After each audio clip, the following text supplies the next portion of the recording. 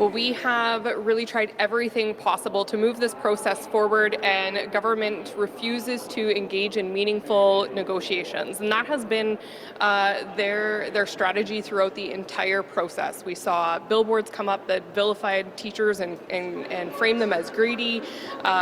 We saw no movement by the government throughout our 9 days of negotiation, as well as throughout the conciliation process that happened in December.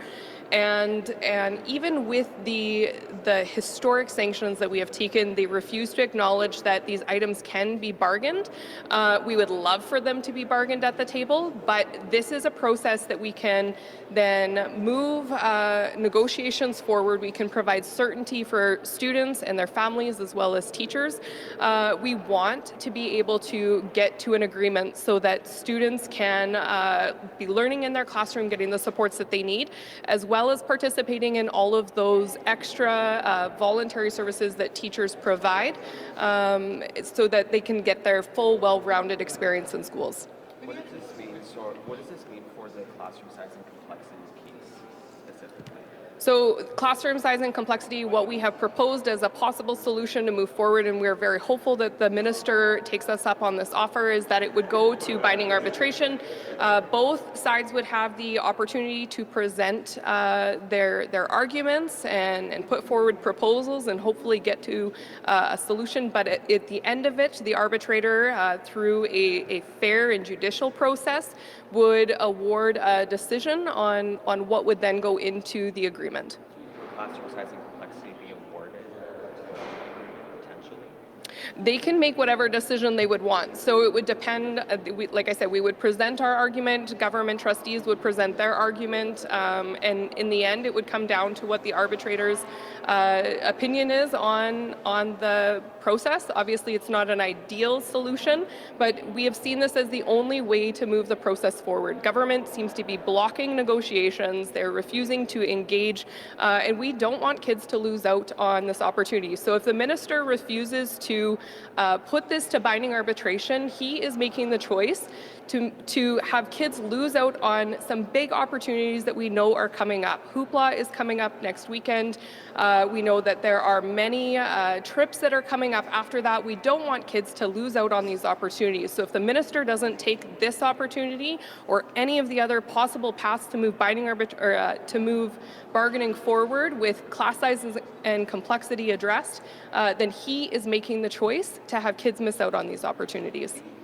Help with the process here. Is it a formal request that you make through the bargaining committee to the other committee to have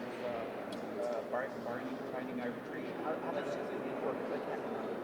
So typically in the past, binding arbitration could be decided unilaterally from either side of the table. Government changed legislation, and so we don't have the ability to put that forward as a dispute resolution process on our own. So we need the GTBC as well to agree to binding arbitration so that we can move the process forward. And has that formal proposal been made to them at this particular point, or have you just talked to publicly about it? Well, I have talked to the minister about many different possible solutions of how we can move this process forward. I did say that binding arbitration on classroom complexity could be a process that we could move that issue forward, and then we can get back to the table and negotiate. I was just wondering if it's more fruitful to make it through the committee or make a proposal to the committee who might recommend to the minister.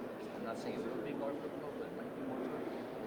Right, yeah, and we are going to communicate that to the GTBC as well, so that he'll get the message from all of the parties, and hopefully, like I said, allow them the opportunity to then either engage in negotiations at the table around classroom complexity, or take that piece aside and put it through a fair and judicial process to have a solution to that, and we can get back to the table and bargain on the other issues. What do you think about what you are hearing from the minister today, and I guess possibly earlier this week?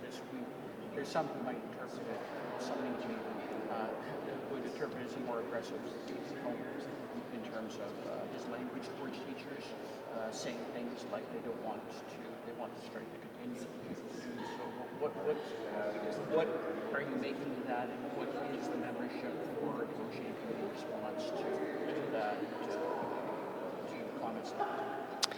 It is frustrating to see the minister's strategy and communication throughout this entire process. As I said, we have seen billboards come up before they even presented their proposals at the table. He has consistently vilified and painted teachers as greedy. It is a constant stream of misinformation about both the process and about what we're talking about. And we've seen that from the SSBA leadership a little bit as well in terms of misleading what teachers are asking for. We are not trying to take any authority away from school boards. In essence, we are trying to support school boards so that they have the ability to make the decisions, but also hold them accountable so that those decisions lead the funds to support kids in our classroom. You said you see this throughout the process. So my observation it might not be necessary getting more aggressive. Might be the same as yours. You're more involved, obviously, with those day ones. Is this pretty much what you've been hearing all along from your province? Yeah, it's the misinformation is how I take it. Whether it's an aggressive tone or whether it's not, I think is another piece of it. But in the end, he is trying to mislead the public about the realities. He's trying to mislead the public about our intentions and teachers' intentions in this process.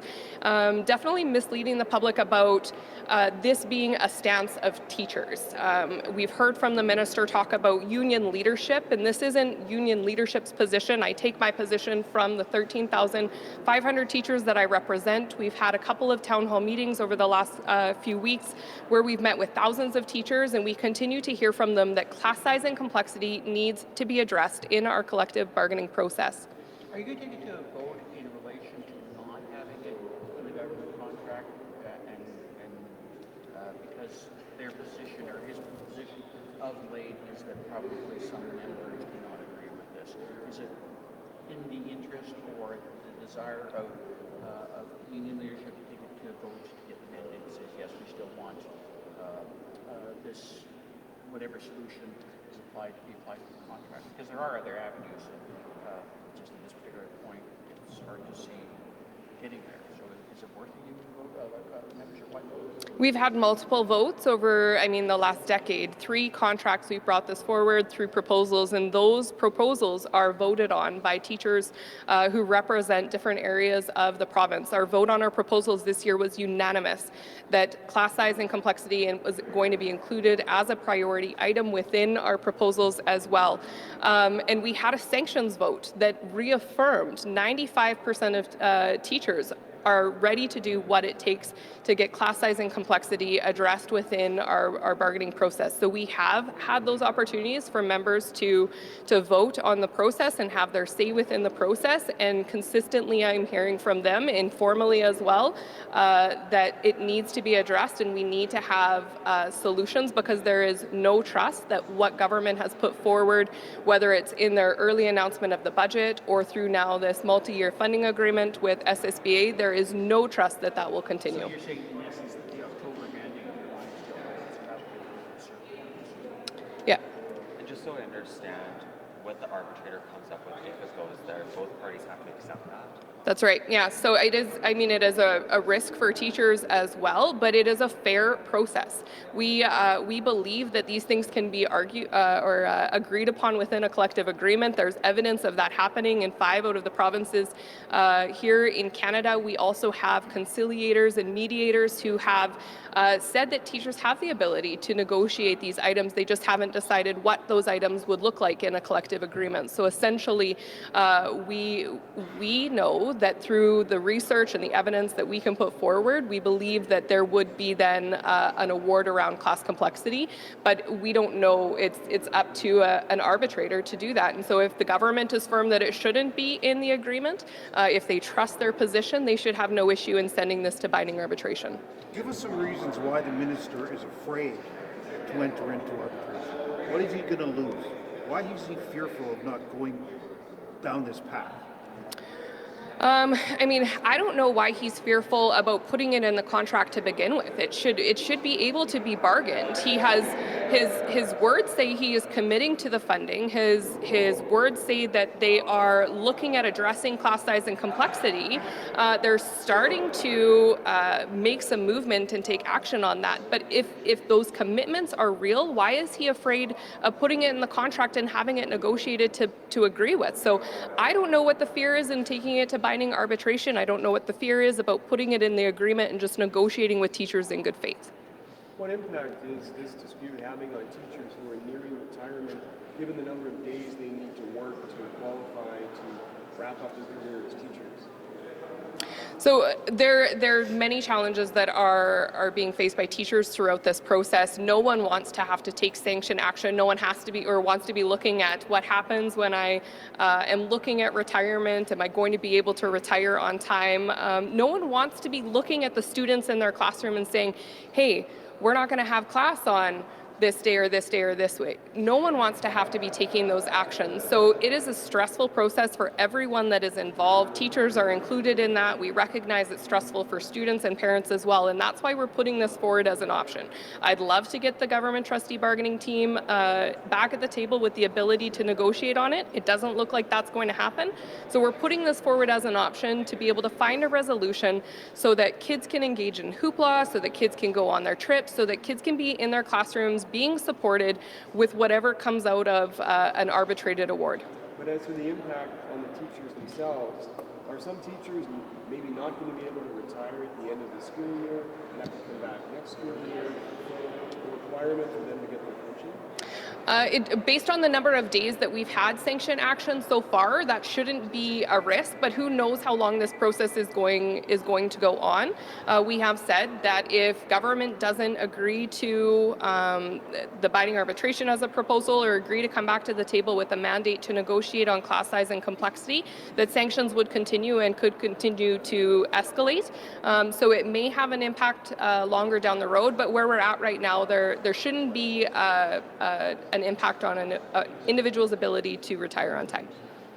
Can you just clarify, sorry, cutting you off here. Can you just clarify how long teachers and the government have had negotiations for? I think you've spoken to this in the past, but I just want to understand, because the minister keeps saying 30 minutes. I understand it's longer than that. Can you just clarify that for me? So we started negotiations in May. We had 2 days a month set up leading up to October. There was no movement by the GTBC on 9 out of the 10 proposals that we brought up, so we declared an impasse at that point. And then we moved to conciliation as a dispute resolution process. We had 5 full days of conciliation in December. Again, and then receiving the conciliator's report. We were hoping that that would be a starting point to move the process forward, but when we returned to the table in February and started negotiations, the GTBC said that salary was the last item to be discussed when we were in conciliation, so we agreed to that process and said we'll leave salary to the end, and started with classroom complexity, because then I've said, this is a priority item for teachers. We had about an hour discussion talking about classroom complexity as well as a few other items that they had brought back, proposing to address some of our proposals that we had brought forward, but still outside of the contract process, at which time we decided to have a caucus between each side, and we're hoping to come back and discuss, again, the proposals that we were starting with, and the GTBC didn't return. So we didn't get the opportunity to discuss salary because, like I said, the GTBC said that's the last item that we discuss within bargaining. So once everything else is agreed to, then we would talk about salary at the end. They didn't return to the table, so we didn't get to that item. Would you move on salary in terms of what they categorize as 3% to something more akin to just a straight COLA, if that meant moving forward on the classroom size and complexity? All of our proposals that we have brought forward are opening proposals, and we have the mandate to negotiate and get to an agreement. We are willing to move on all our proposals if there's a willingness to engage in a back and forth on those as well. It can't be take it or leave it offers. That's not how we operate within bargaining. That isn't good faith negotiations, although that's the tack that we see the GTBC take. Do you think he sensed that, though? Do you think? I'm just wondering if possibly some notion that they're so tied up on the salary number that, in essence, I get that they've somewhat created in terms of speculation on what it would be, but that's one of the reasons that they're not moving on this? Or I guess what I'm asking is two things. Is classroom size and complexity still a priority, and does government know, or does the bargaining committee know, that you're probably a little bit more flexible on salaries than they're categorizing publicly? That would lead back to the misinformation and misleading the public about the realities of the situation. We come to the table in good faith, ready to negotiate back and forth on all of the items. Classroom complexity is absolutely still a priority. Compensation for teachers is still a priority, but on both of those items, we have been very clear that we are ready to have back and forth conversations and get to a point where both sides can be satisfied, or at least both sides can be equally disappointed. That's what bargaining should be. It should be a back and forth. Both parties can move on items and get to a point where the interests of teachers are addressed and the interests of government and trustees are addressed. That's the opposite of binding arbitration, actually, than it is in terms of being able to do that. I didn't want to get to this point. We provided many other opportunities and avenues to bring the issues forward and to get back to the table. 2 Fridays ago, we talked about how we could take this multi-year funding agreement that the government has provided to SSBA and have a few different amendments to it and put it into the collective agreement with teachers. We provided a process there. They offered us an MOU as well with basically the same intent of what they put into the multi-year funding agreement with SSBA. We said, interesting start, let's take it to the bargaining table and let's negotiate it. On both of those things, we've heard no. So in every single opportunity to move this process forward, the Minister of Education, the leadership of the SSBA, and through them, the GTBC, has said no to every chance that we can move forward. We want to have certainty for students. We want those extra events to happen. So as I said, if the minister says no to this, we have no other opportunity, and that's going to result in hoopla is going to be canceled. There are going to be trips that are going to be canceled. We don't want that to happen. And the minister is making the conscious decision to have those events canceled if he doesn't agree to some process to move this forward. Binding arbitration is one of the options. Are you confident that the public is going to be along with you when you decide to do the job action? You want them to blame the government for what is ultimately your decision to do? So do you think they're going to be right alongside of you that this was necessary? I think that while the minister attempts to mislead the public about the realities of what is happening within bargaining, they see governments intransigent through the entire process and their refusal to negotiate in good faith. We are trying every opportunity possible to avoid having those things happen. I don't see the same thing from the government or the trustees. And I think parents have told us the same thing. I know recently I saw a group come up on social media of families with STF. I hear from parents, I hear from members of the public, I hear from, people who don't feel comfortable necessarily to be able to come out and say it publicly, that they support teachers. That's in terms of their profession or their positions that they hold, they can't do that. But we hear constantly from parents that no one wants to be in this situation. They see that teachers are trying to have it resolved. They see that teachers are fighting for their kids, and they want government to come to the table and to find a solution to that. Binding arbitration is a fair, unbiased way for that to happen. So you had said that the government or the trustees aren't really moving. There's been some dispute whether the trustees are really on the government side or not on this, but you see them as being on the government side then? Well, it seems that at least the SSBA leadership has been co-opted a little bit within this process. I think that they represent school boards, and school boards are put in place to represent the best interests of students. And in this process, I don't see that from the messaging coming out from SSBA leadership. A year ago, as recently of a year ago, we heard very strong statements from their president talking about the underfunding within education, the impacts of last year's budget on school divisions, and yet this year she has been silent for the most part, and now the comments that have come out have completely shifted gears. And I mean, the one statement talking about classroom complexity and the ability to negotiate that, she didn't even release that statement. That came through the Minister of Education. Oh, so a statement from the SSBA came to the Minister of Education regarding that? Yeah. Okay. Thank you. All right. Thank you so much for your time. So you've had a chance to hear his side. I was watching your response. What is your response? What do you have to say about what the minister just said? It's extremely disappointing. Effectively, I know he didn't say the words directly, but effectively the Minister of Education is canceling hoopla. He is canceling several trips that are planned coming up over the break. He is taking away opportunities for kids. He is leaving kids behind in their opportunities and their ability to thrive in classrooms, and continuing to disrespect teachers across the province in knowing the needs of their kids, knowing what is needed in our classrooms across the school or across the province. Is he though?